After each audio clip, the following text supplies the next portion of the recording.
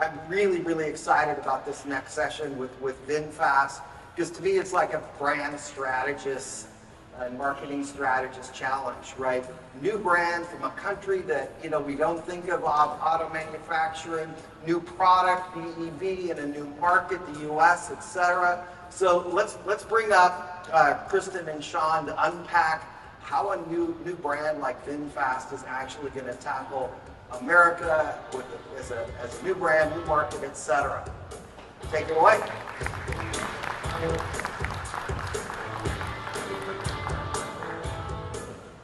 Hi, everybody. Sean, there's no fire, but I know it was a little chilly, wasn't it? A little chilly when we got started. Yes. So let's start off with a little bit about your background. You've been in the EV space for 7 years or so, right? Several years. What kind of trends have you seen? What's been happening, especially in this last year that you've been with VinFast? Sure. So I did start the earliest parts of my career in sort of utility infrastructure, construction, and had an opportunity about 7 years ago to put the first chargers in the ground in my career. It was an exciting time to see the sort of the merge of two of my career passions and paths, where I'm a car freak, I'm a car guy. I love to go fast, I love to drive. And I've worked in the electrical engineering space for a long time. And it's the first time I've seen those two paths come together. And putting charging in the ground, as we found out, was hard. Construction costs are exorbitant in comparison to some of the equipment. Even the early equipment was very expensive. But as over these last 6-7 years, we've watched Gen 1 turn into Gen 2, Gen 3, Gen 4, Gen 5 on Horizon products being deployed out in the field. I've seen all different modalities start to electrify. Some of the earliest adopters were e-bus and fleet programs with e-truck. And this was a great way to watch the industry start to scale production of lithium-based chemistries, scaling costs and efficiencies, but also sort of proving to the industry that this technology could work with continuous improvement, quality improvement. So I think the last 7 years, up until this point now, it has been, I remember maybe 2 years ago, spending some time at expos and trade shows talking about it's no longer niche adopters. We're moving into what feels like on the verge of mass adoption beginning, and here we are. And I appreciate the points at the opening remarks here. No, I don't feel like it has stalled. I think we're on the precipice of making this technology attainable and approachable for the masses. Seems like VinFast is in a good space because you are the new kid on the block, right? You're not going to bust out and solve. Oh, I feel like the old kid. I feel like the very old kid. It's a good time for you to enter the market, especially in the U.S. I think attitudes are shifting, charging is expanding. You know, what do you see from the VinFast perspective? Sure. A couple things that we focus on, and then just sort of observations that I've seen in the market.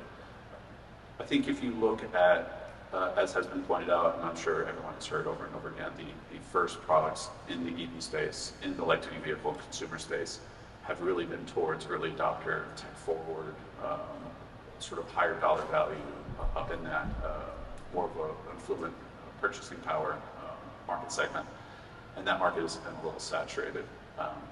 What I think we want to make sure that we focus on is having a broad portfolio of offerings that sort of serve both ends of that spectrum as we see this continued market evolve. But the other thing that we want to continue to focus in on is who is the new EV adopter? Who is that customer?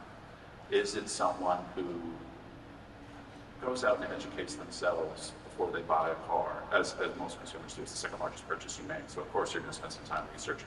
But researching an ICE vehicle before you make a new purchase was something that you came into that self-education process with a bit of background already. You've done it before, you've seen it before, your parents had cars.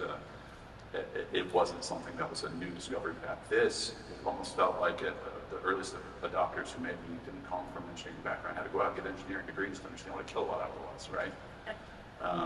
But what we would want to focus on, at least on our side, and I hope so for the industry, is simplifying and demystifying a lot of this technology. It's not rocket science when you really break it down. Right, but it's definitely a shift, right? People are getting used to the way EVs work, how to charge them, where to charge them. And one way I know that Vinfast is working on that is the app that you have. It's kind of pulling a lot of things together to simplify. Sure, sure. And oh, the app. Another app. Another app. Another app. No, and I think just saying that out loud, oh, another app, is the reason why we have that app. We wanted not just a companion component to the vehicle. The customer experience with charging has been very painful. I think there's a J.D. Power study that I saw online not too long back, but the number one reason why an EV adopter might consider trading in the car, going back to an ICE, or the number one reason why someone is yet to convert and is avoiding doing so, is because of distrust in public charging. So right off the bat, as a newcomer to the North American market, an emerging brand, we could have gone the route and built our own network, solve that problem, make it simple. It's very expensive, and we've got to focus on the car, we've got to focus on continuous improvements and customer experiences. So in doing so, we also want to see that the entire market rises to the occasion. So we partnered with just about every CPO partner that's out there today and growing. And if there's a CPO partner out there that I haven't talked to, please call, let's chat. And we have directly integrated all of those CPO partners through that app, so that you don't have to have 7 more charging apps. So you don't have to load your credit card 7 more times as a Vinfast customer. And you can travel, start, stop, find waypoint charging on route, send that to the navigation system. You can get up in the morning, start the car up while you're making your coffee, turn the heated seats on, the ventilated seats, depending where you are in the world, and get the car to the temperature of your liking, and set your route for the day and where you're going to find charging all from that app. And it does simplify that experience. That's the focus, so that the masses, as they start to ease into the idea of buying an electric vehicle, they don't have to then learn about, after the sale process, all these other things they have to go do to learn how to operate their vehicle. Right, it can be confusing. I've definitely had the experience, not in a Vinfast, but where the charging cord got stuck. Sure. Couldn't figure out how to get it out. I had an experience where a bird attacked me at a public charging station. It was really I don't know if we have a bird protection feature we're working on, but the cord getting stuck does bring up a good point. And the term interoperability was mentioned earlier, and you'll hear more of these terms over and over again. When we as an OEM want to build this massive partnership pool, not just ecosystem partners like the charger CPOs, but the digital in-cloud experiences, customer experiences, all the different APIs that work together, the EMSP aggregator services, all of that stitch work is very complicated. And so interoperability, testing, and validation are so important when you're bringing a new product to market. So that has definitely been a cornerstone of how I've continued to oversee the charging business here. I'm actually going to be in a test lab all week next week, and the following week I'll be at the Charging Testicle in Ohio. So bringing the car out, testing against all this equipment, working with the partners in open transparency, having communications is really how we sort of fight that bad customer experience going forward. You very deliberately, your title is Head of Charging and Energy. Yeah. Tell me more about the distinction and what that's going to mean for you going forward. Sure, yeah. Also because then as I started, I could wear a bunch of hats, so I'll just and over time, right? But energy is an interesting concept. I was just in Detroit at another show and talking with several OEMs up in Detroit. And one of the conversations we were having in a sort of a workshop session was about customer experiences and subscription services. That's a hot topic in industry. And what is the school of thought surrounding capturing that customer, keeping them in your ecosystem, and continuously deploying new features and something that might keep them coming back to you for more experiences, more feature enablement, more feature-rich experience. And it was a lot of the conversation was focused on things that are very valuable to customers and will continue to be: streaming services, music services, what kind of ecosystem you have in your infotainment system, and what can you enable in things like ADAS technologies. But when I say energy, and when you think about the fueling experience and where the OEM sits, where a customer sits in the EV future versus where they ever have been in liquid fuels, the OEM gets to participate in the retailing of energy in a new way. It's kind of an interesting idea to think about a future where your energy and your ownership experience come together with a lease payment or come together with the purchasing of a vehicle with a subsidy that includes a commitment to energy over time. How does an OEM get to participate in the retail energy market with these wholesalers of retail energy, the CPO providers, and help simplify that experience for customers? If you drive an EV cross country, you're going to have to start to map out using some great tools that exist out there. There's great like ClickShare and ChargeHub, and folks have put some great mapping tools out there. But you start to map out, where is there a volatile rate structure? When is rack rate higher versus demand charges? And when is there a demand offset? When is there a time of use contracting structure where my charging is cheaper when I'm out in the wild? And for a user, especially that mass adopter user, you don't want to sit there and bring a spreadsheet with you to plan your route. You don't want to have to learn that. So if an OEM can work with all of these partners, pool them together, work on mass sort of homogenization of those rate structures, we can flatten that curve for customers and keep it simple. I think there's definitely customers or potential customers who may be considering an EV, but they're thinking, I don't know if I can take that on a road trip. Like here in Texas, here in Austin, infrastructure is terrific. Try to go out to West Texas, that's a challenge. How do you see that evolving? Sure. Well, again, sort of everyone and every player in the ecosystem continues improvement, and we all have to work together. So I also have the pleasure of sitting on one of the joint office task forces called the Charging Experience Consortium. And all the OEMs and industry partners come together and influence or speak to what is the best charging customer experience that nationally we should expect, and sort of setting that standard, setting KPIs to measure each other against to sort of motivate continuous improvement, reliable charging those online, and telling the world through OCPI and OCPP, I'm online and healthy, and I'm not currently being used, and having high fidelity of accuracy. So we want to make sure that we participate in that with this ecosystem we built through this partnership and continuously providing feedback. We can get feedback from customers. We can send back sort of POI feedback data to the CPOs. Your chargers here have been more reliable. Why is it our customers keep gravitating toward this charger and not that charger? Hey, there's a blackout on the map here when I look at Texas. Who's going to be the one to bring and bridge the gap between Houston and Austin? How are we going to do that together? And how do I work to make sure that I provide you the feedback of where my customers are gravitating towards? Where are we selling vehicles? Where are we seeing more density of desire to charge? That's valuable information for them to make that decision to go and put a charger in the ground. So I think we cannot look at it purely as a punitive thing where you set a KPI and maybe make a modification to Title 23 and NEVI provisions to say that if you don't meet uptime, pay back the money. I think that right now in this early part of continuing to develop charging infrastructure in this country is not how we would promote good behaviors. We need to work on working together on that. Right. At the same time, manufacturers are working toward looking at different kinds of battery technologies, battery chemistry. What kind of battery technology trends are you seeing? And you have your own. Vinfast has its own battery division, correct? Sure. There's plenty of news that has come out about our acquisition of NES, our battery manufacturing cell pack manufacturing company. Bringing in the automotive fold is an interesting thing that we will see develop as we continue to stand up our factory in North Carolina, where I'm based. But I think, again, there's still room for plenty of partnership as we have seen. But I'll comment first on where do we see the market. And I do want to acknowledge there's always this sort of dichotomy or this bifurcation between what the consumer wants and what the market is telling them they might need.